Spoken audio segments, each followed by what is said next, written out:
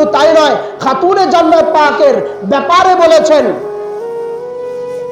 ইন্নামা ফাতিমাতু সুজ্জাদাতু মিন্নি ইস্তুনানি মা ইয়াসাবাহা ওয়া ইয়াকুদাহা মা কবদাহা।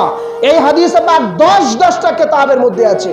বলেছেন ফাতিমা আমি মোহাব্বত করি, আর যে ফাতিমাকে মোহাব্বত করলো সে আমাকে মোহাব্বত করলো, আর যে ফাতিমাকে কষ্ট দিল নিঃসন্দেহে সে আমি রাসূলুল্লাহকেই কষ্ট দিল।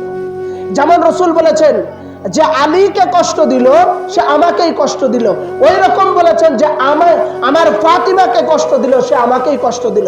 আবার বলেছেন হুসাইন মিন্নি ওয়া আনা মিনহু, হুসাইন মুঝসে হ্যায় मैं तो হুসাইন से हूं, হুসাইন আমার থেকে, হাসান আমার থেকে। যে হাসান হুসাইনকে কষ্ট দিল সেজন্য আমাকেই কষ্ট দিল। এক কথায় পাকে পঞ্জতুল পাক খাতুনে জান্নাত আহলে বাইত তাহারের কষ্ট দেওয়া, জুলুম করা, এটা খুদ রাসূল কায়নাত মুস্তাফাকে জুলুম অত্যাচার করা।